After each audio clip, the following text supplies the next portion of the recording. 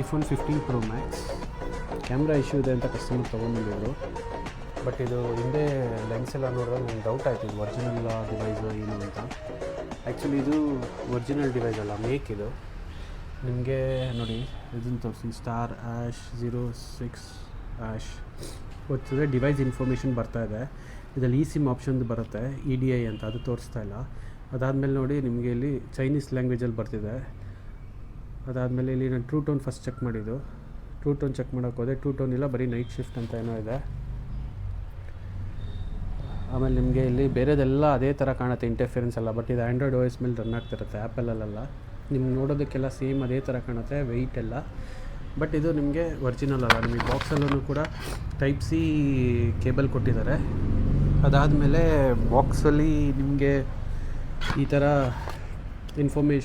Information ಕೊಟ್ಟಿರ್ತಾರೆ, ಹೆಂಗೆ use ಮಾಡೋದೇನು ಅಂತ. ಎಲ್ಲ ಸೇಮ್ ಅದೇ ಥರ ಇದೆ, ಬಾಕ್ಸಿಂಗ್ ಆಗಿರ್ಬೋದು ಎಲ್ಲದೂ.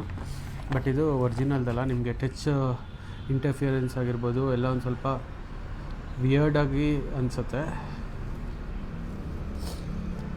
ಈ ಥರದ್ದು ನಿಮಗೆ ಇದರಲ್ಲೆಲ್ಲ ಆನ್ಲೈನಲ್ಲೆಲ್ಲ ತುಂಬ ವೆಬ್ಸೈಟ್ಸ್ಗಳಲ್ಲಿ ಕಮ್ಮಿ ದುಡ್ಡಿಗೆ ಸೇಲ್ಗೆ ಅಂತ ಹಾಕಿರ್ತಾರೆ, ನೋಡಿಬಿಟ್ಟು ಪರ್ಚೇಸ್ ಮಾಡಿ.